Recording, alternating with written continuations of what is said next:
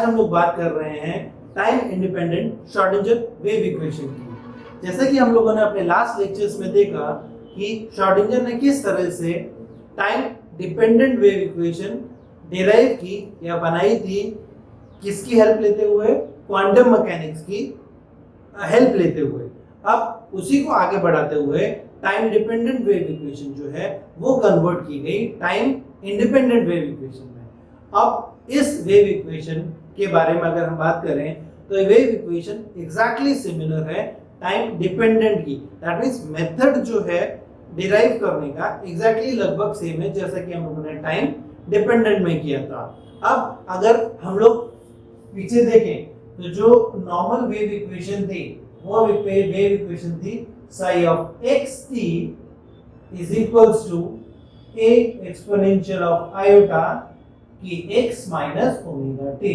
ये हमारी classical wave equation जो कि normal motion of a particle को रिप्रेजेंट करती है।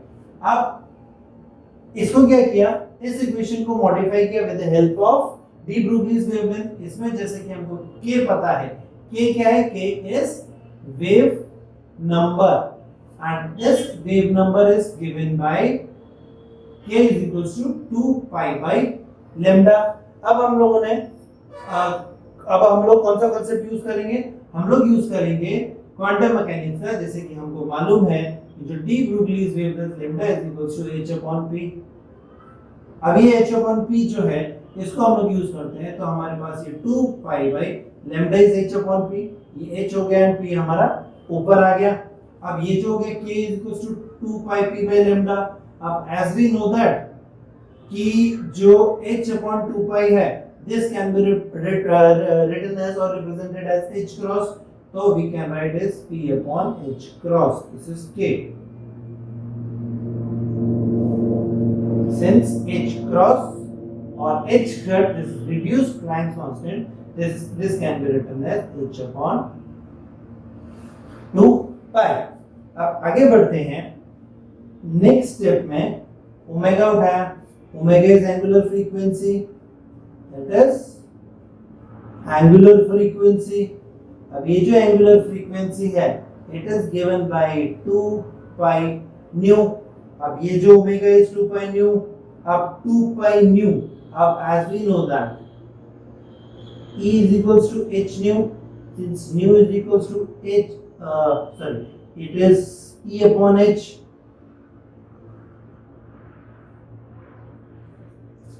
वैल्यू सब्स्टिट्यूट कर दी तो 2 pi न्यू की जगह लिखा E upon h, E upon h। Again same h cross is h upon 2 pi, this is equals to h upon 2 pi is h cross E divided by h cross, this is our omega. अब again हमने क्या किया, k और omega को use करते हुए इन दोनों को उठा के सब्स्टिट्यूट किया इस इक्वेशन में।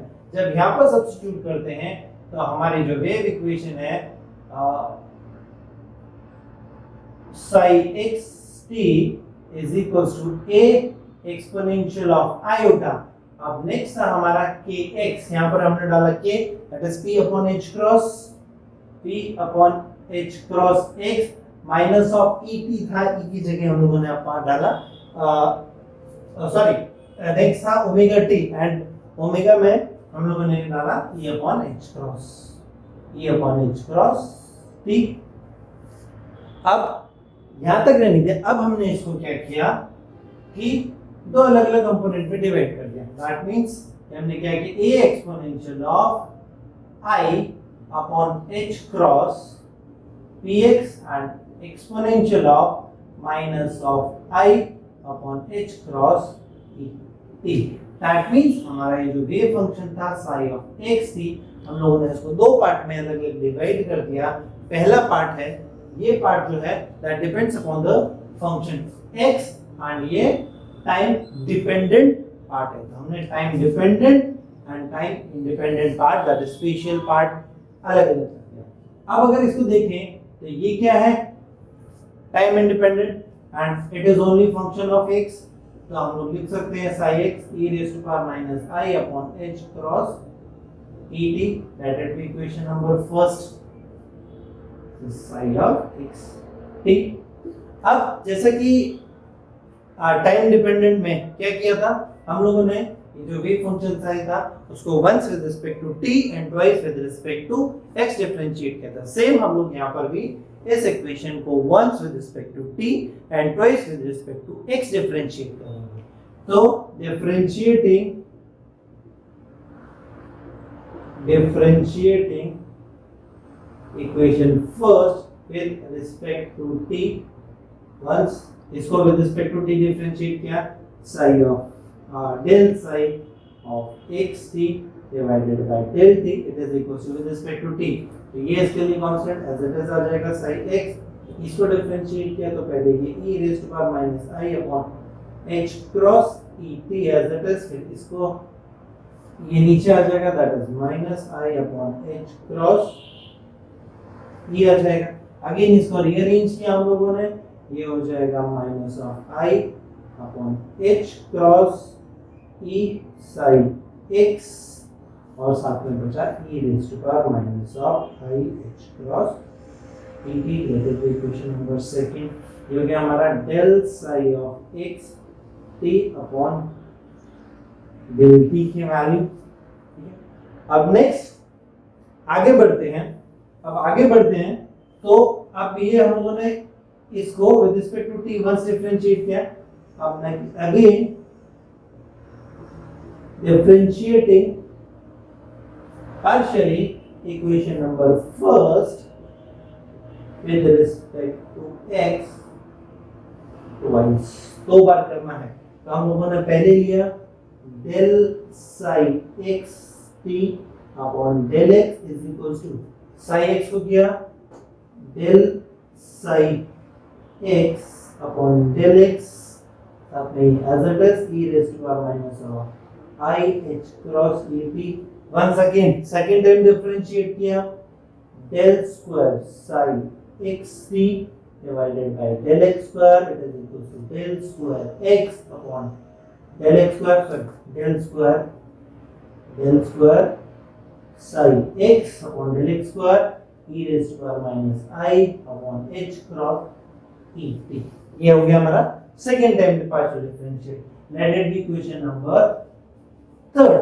अब यहाँ पर हमारे पास तीन इंपॉर्टेंट इक्वेशन आई। Equation number first psi x t की value, equation number second del psi by del t की value, and equation number third that is del square psi by del x square की value.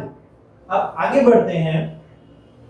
आगे बढ़ते हुए हम exactly क्या करने वाले हैं, ये जो हमारे पास ये जो तीन इंपॉर्टेंट इक्वेशंस आई, ये तीन इक्वेशन जो हैं हम लोग सब्स्टिट्यूट करेंगे। इक्वेशन बोल सकते हैं या वैल्यूज बोल सकते हैं।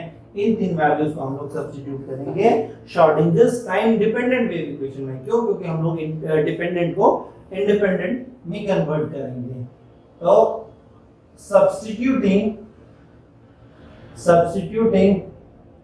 the values of del psi x t comma del psi x t divided by del x and del square psi x t upon del x square, values of these three from equation number 1, 2 and 3 in Schrodinger's time dependent wave equation। time dependent wave equation। तो हमारे पास जो time dependent wave equation थी Schrodinger थी, वो क्या थी? That is minus of I h cross del psi x t divided by del t, it is equals to next था h cross square divided by twice of m del square psi x t divided by del x square plus v psi x t। ये जो equation थी, ये equation थी हमारी equation Schrödinger's time dependent wave equation. अब ये जो तीनों वैल्यूज हैं, तीनों वैल्यूज इसमें सब्स्टिट्यूट करते हैं। अब जब तीनों वैल्यूज इसमें सब्स्टिट्यूट करेंगे तो सबसे पहले हम लोगों ने del psi by del t substitute किया, तो del psi by del t हमारे पास यहाँ से आ जाएगा, तो it is minus of i h cross, value substitute हुई, it is minus of i upon h cross e psi x e raised to power of minus I upon h cross et, ये हो गया del psi by del t, it is equal to h cross square divided by twice of m, sorry एक गड़बड़ कर दी, यहाँ पर minus यहाँ से उठा के यहाँ पर, माइनस यहाँ से उठा के यहाँ पर। Next is del square psi upon del x square, del square psi upon del x square की वैल्यू ये इक्वेशन नंबर 3 में, ये होगी directly del square sine x divided by del x square e raise to power minus of i upon h cross e t।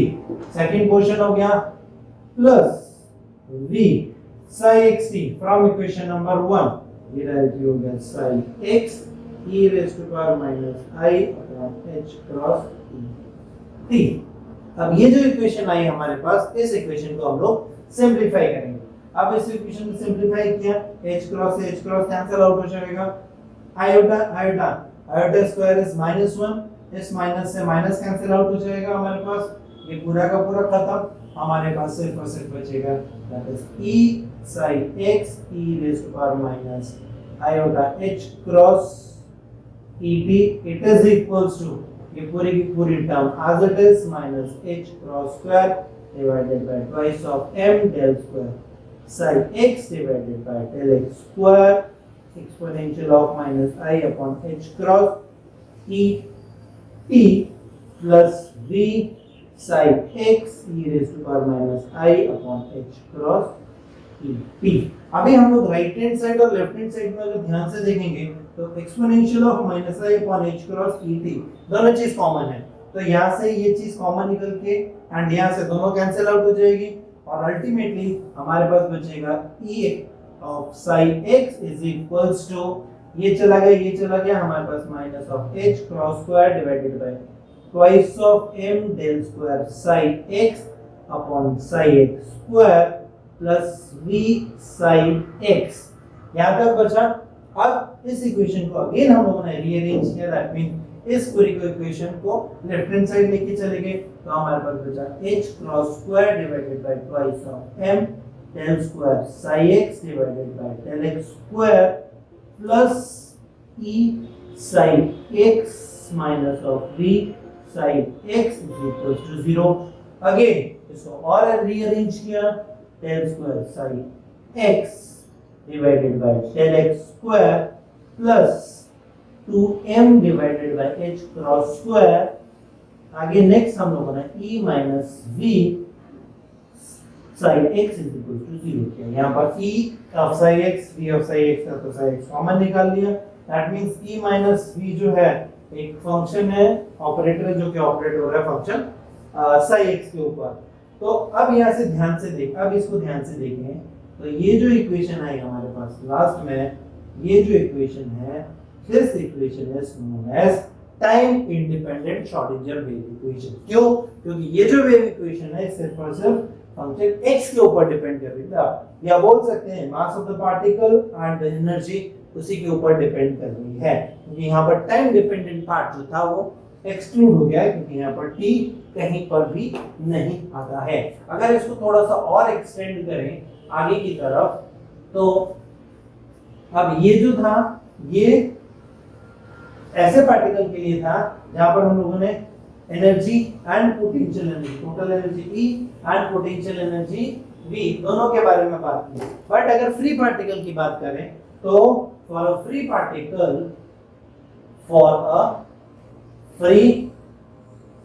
Particle potential energy V is equal to 0। अब अगर v is equal to 0 है तो हमारे पास ये जो equation है ये बचेगी del square sin x divided by del x square plus twice of m divided by h cross square e, v 0 हो गया, sin x is equal to 0। ये जो इक्वेशन होगी ये इक्वेशन है Schrodinger's time independent wave equation for a free particle. For ये होगी Schrodinger's wave equation जो कि टाइम इंडिपेंडेंट है, Schrodinger's wave equation time independent for a free particle in 1D। क्यों? क्योंकि यहाँ पर पार्टिकल जो है सिर्फ और सिर्फ x डायरेक्शन में मूव कर रहा है, क्योंकि यहाँ पर हम लोगों ने सिर्फ और सिर्फ वेव फंक्शन साइज जो है इट इज जो लिया है वो सिर्फ और सिर्फ फंक्शन ऑफ x है, सिर्फ एक डायरेक्शन में मूव कर रहा है। अगर ये 1D है, अगर हम 3 डायमेंशन की बात करें फॉर 3D वेव इक्वेशन, या बोल सकते हैं अगर पार्टिकल जो है 3 डायमेंशन में मूव कर रहा है तो उसके लिए ये जो इक्वेशन है या फिर ये वाली जो इक्वेशन है वो इजीली मॉडिफाई हो जाएगी। सिंपल, ये सिर्फ विद रिस्पेक्ट टू x है, तो हम बोल सकते हैं del square psi x upon del x square plus del square psi x upon del y square plus del square psi del square psi x, ये इसको psi r divided by del z square plus twice of m upon h cross square twice of m divided by h cross square e minus v psi of r, it is equals to 0। या इसको हम लोग ऐसे लिख सकते हैं del square upon del x square plus del square upon del y square plus del square upon del z square। Operator है psi r के ऊपर plus twice of m upon h cross square e minus v psi r is equals to 0। या ये जो है इसको हम लोग लाप्लासियन ऑपरेटर del square लिख सकते हैं psi r plus twice of m upon h cross square e minus v psi r is equals to 0। ये जो इक्वेशन आई हमारी, ये इक्वेशन है, this is the equation for particle in 3 dimension. Again अगर मैं फॉर अ फ्री पार्टिकल की बात करूं तो फॉर अ फ्री पार्टिकल इसमें v की वैल्यू 0 हो जाएगी, हमारे पास वेव इक्वेशन बचेगी del square psi r plus twice of m upon h cross square e psi of r is equals to 0। तो ये बचेगी हमारी Schrodinger time independent wave equation in 3 dimension. तो आज हम लोगों ने दो इंपॉर्टेंट चीज की। पहली हम लोगों ने Schrodinger time independent wave equation derive की for a free particle in 1 dimension, and फिर next is for the 3 dimension. आज के लिए इतना सफिशिएंट है। Thank you.